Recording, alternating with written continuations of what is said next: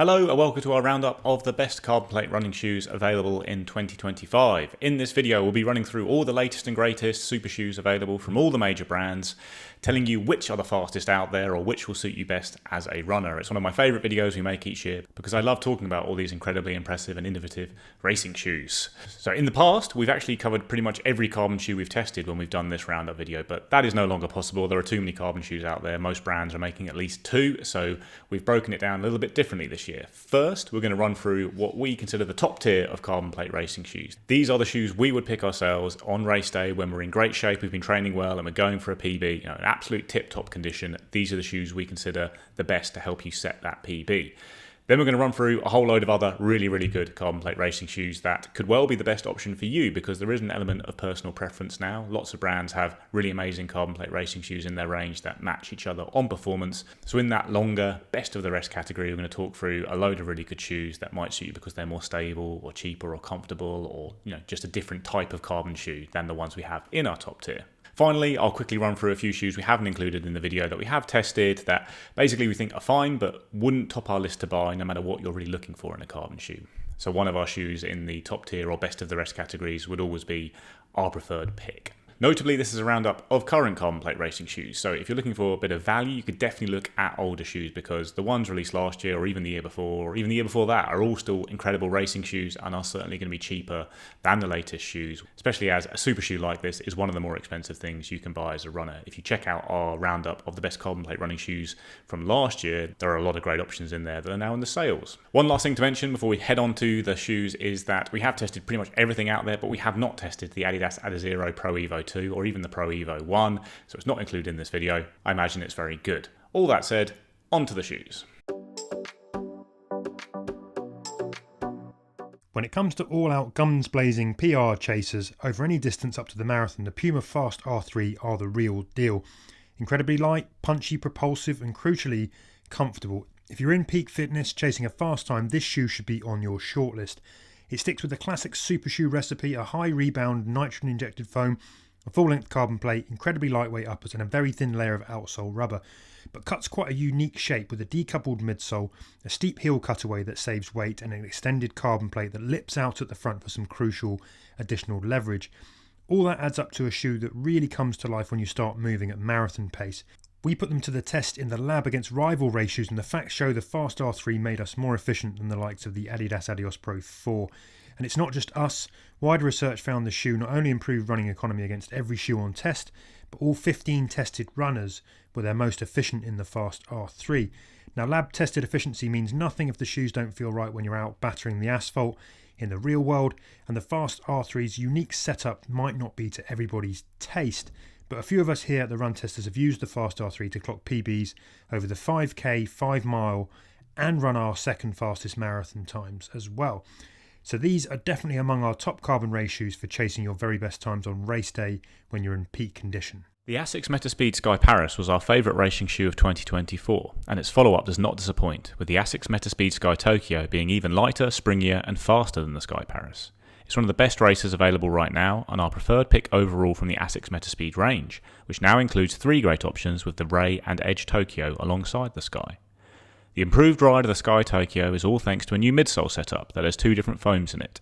A top layer of the FF Turbo Plus foam used in the Sky Paris is joined by a bottom layer of the very soft and bouncy FF Leap foam introduced with the Metaspeed Ray. A full-length plate is sandwiched by those foams, and with the Sky Paris it sits higher in the midsole than on the Edge Tokyo, in theory to suit runners with a more loping style. We've loved the Sky Tokyo even if our running style doesn't suit it though, and while both the Edge and Sky Tokyo are great shoes that different runners will prefer, the Sky just edges it for us. The Sky Tokyo is also an exceptionally light shoe, and while it's not the most stable and the outsole durability isn't as good with shoes with more extensive rubber coverage, it's a top racer for any distance. Nike's Top Carbon Racer is one of the most expensive, but in return for that big spend, you'll get something that's fast, aggressive, and comfortable enough to go the marathon distance.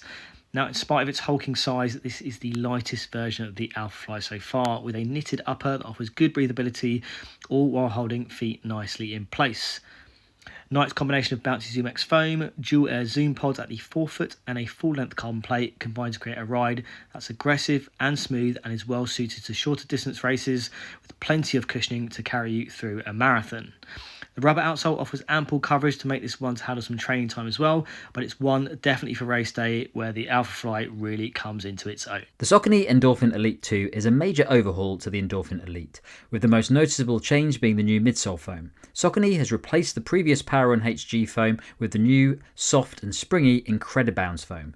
This works alongside the carbon plate and a speed roll rocker to deliver an impressively high level of energy return that ensures a fun and bouncy ride.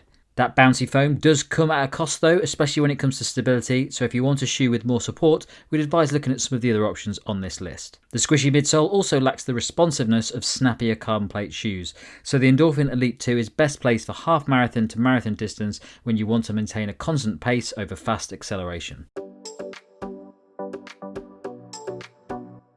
An all-new launch for 2025, the Asics Metaspeed Ray sits above the Sky Tokyo and Edge Tokyo on price, and it's the lightest racing shoe Asics has ever made, and the lightest we've ever tested. It tips the scales at a ludicrous 136 grams in the UK 9, US 10, and the featherweight design is noticeable on the run even compared to other lightweight shoes. The midsole on the Metaspeed Ray is entirely made from FF Leap, the lightest, softest and bounciest foam in the Asics range, and its carbon plate only runs from the forefoot to the midfoot, which also helps to reduce the weight. The very thin matrix upper and minimal rubber on the outsole also keep the weight down, though that outsole is unlikely to be particularly durable as a result.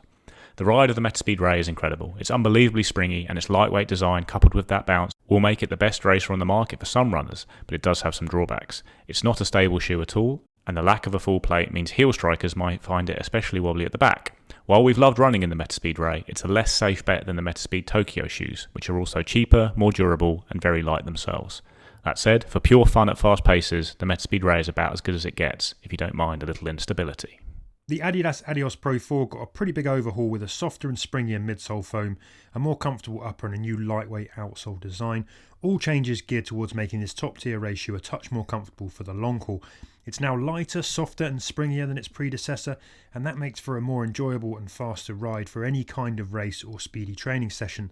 The Lightstrike Pro foam protects the legs well, rebounds rapidly to propel you on your way. It's a shoe that combines a lot of bounce with a fast turnover, with the sharp forefoot rocker that mimics the geometry of the Elite Adios Pro Evo shoes, helping you to roll onto and then off your toes quickly with each stride. The ride is fast and nimble enough for short races and reps, but crucially the Adios Pro 4 serves up enough comfort for longer sessions, which makes it a great option for marathon racing as well. You'll need to watch out on sizing to avoid the short, narrow toe box bruising your toenails, but if you get the fit right, it's a shoe that offers a bit more comfort than rivals like the Asics Metaspeed or the Puma Fast R3, which might make it preferable for longer events for some runners. There's a good amount of foam underfoot that won't leave you out to dry if things aren't going quite according to plan later in those longer races. It also comes in cheaper than some big rivals. The Hoka Cielo X1 2.0 is a very different racing prospect compared to its predecessor, the Cielo X1, with its more explosive ride and a lighter overall design that makes it a racer fit for 5Ks all the way up to a marathon. Fit-wise, they're definitely in keeping with Hoka's typically narrow approach, which we still found offered enough room up front to make it suitable for longer distance runs. The knitted upper is thin and helps to significantly reduce the weight from the Cielo X1 while also holding feet securely in place. Hoka uses a double layer of bouncy Puma with a carbon plate in between and a very pronounced rocker design with large cutouts that mean it's not going to be the most stable shoe to slip on. When you do get it on though, it's a shoe that offers plenty of bounce, liveliness and has plenty in the aggression department too. It excels when you want to go fast and less so if you need to ease off in it. If you can live with that not so stable design, you'll find a carbon racer that can compete with the very best. The Metaspeed Edge Tokyo is yet another great racer from Asics released in 2025 and sits alongside the Sky Tokyo in the range. It's billed as the best option for high cadence runners, compared to the Sky being better suited for those who primarily increase their stride length when pushing the pace in races. As we've mentioned before, this breakdown of the two shoes hasn't always aligned with our experience or running styles, but the Edge and Sky Tokyo do have different feels, and we think runners will simply prefer one or the other. Both are undoubtedly great options. Like the Sky Tokyo, the Edge Tokyo has both FF Turbo Plus and FF Leap foams in its midsole, but it reverses the order of the foams to have the softer FF Leap foam on top.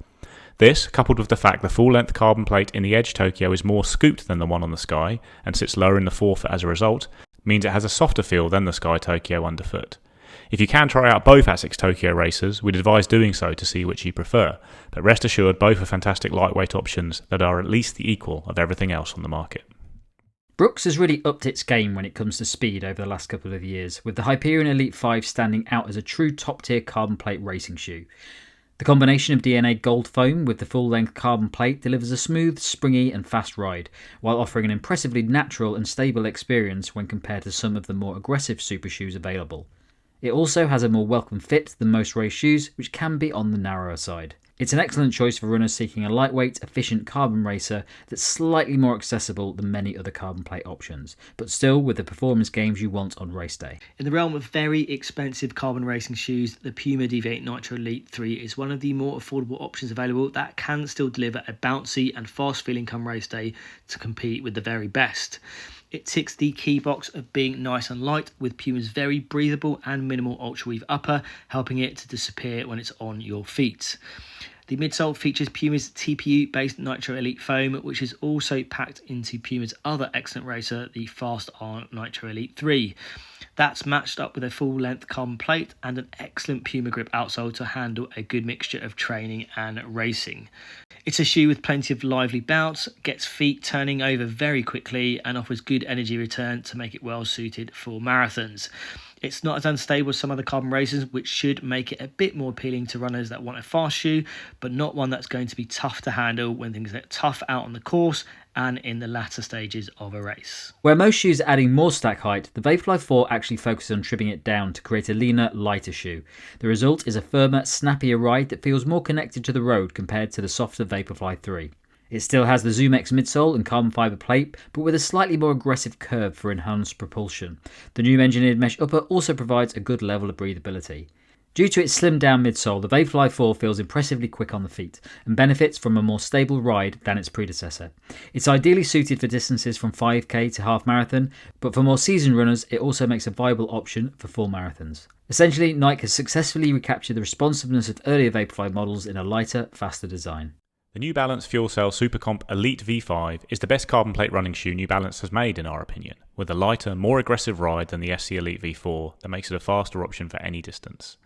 The PIBA version of fuel cell foam using the midsole delivers a springy ride, and the SC Elite V5 can hold its own on race day against any shoe, but it does get a bit lost in the crowd in our opinion. That's because it's not quite as light and propulsive as our preferred picks, while offering a similar design all round. Because of this, even though we prefer the SC Elite V5 to the V4 for performance, the older shoe actually has some characteristics that make it more of a standout on the market overall, because it's wider, more stable and comfortable than most carbon shoes.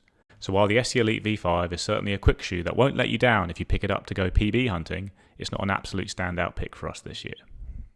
The Hoka Rocket X3 kind of cuts its own path among the carbon shoes. It doesn't aim to compete with the best carbon plate running shoes purely on speed, but instead offers a more stable and supportive ride than most super shoes, while still being very light and quick. That makes it a more versatile training and racing option than some of the all-out fast big hitters on this list.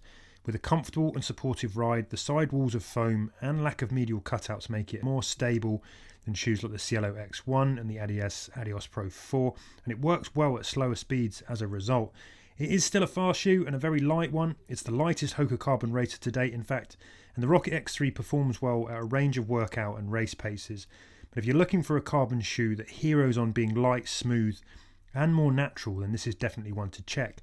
It's another good option if you're not 100% sure if you're going to be able to hold perfect form in the latter stages of a long race or a marathon. Mizuno talks about the Way Rebellion Pro 3 being a shoe designed for runners aiming for a sub 2.5 marathon goal.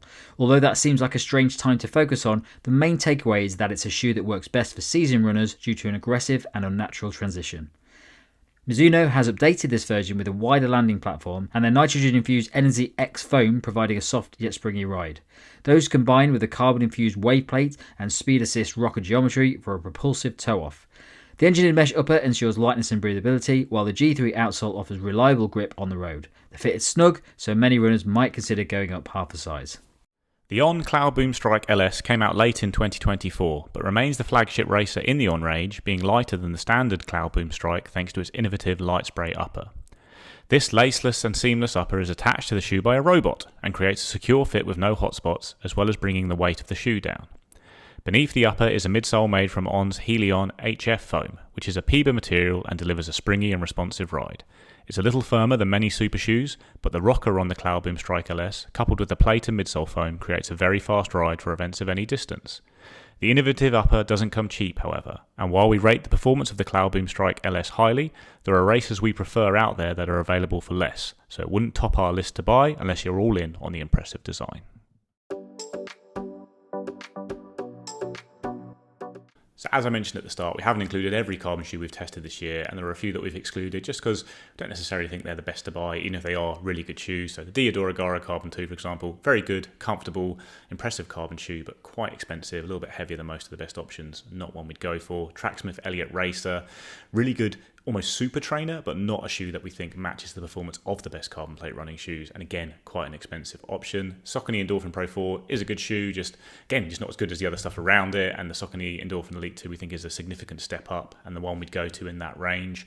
New Balance also has the SC Pacer V2 as a lower stack carbon shoe in its range, but it's not actually as light as the SC Elite V5 and not really as fast over any distance, we don't think, so that's another one we've left out. Kypron has a range of really interesting carbon plate running shoes as well. That's Decathlon's kind of in-house brand, and probably the most interesting of those is the KD900 Lab, which we haven't been able to test yet. The KD900X and XLD range haven't really impressed us enough to make them standout picks for us this year either. Finally is the Under Armour Velocity Elite 2. We think the 3 is on the way. We weren't that impressed by the Velocity Elite 2, which is fairly heavy, doesn't have a full PBA midsole, that kind of thing, just doesn't really deliver the same propulsive ride as the best shoes we've included in this video. So those are a few we haven't gone into great detail on in this video. We do have reviews of them up on the channel if you are interested in those shoes, but yeah, the ones we have in our top tier and best of the rest categories would be ones we'd go for ahead of those.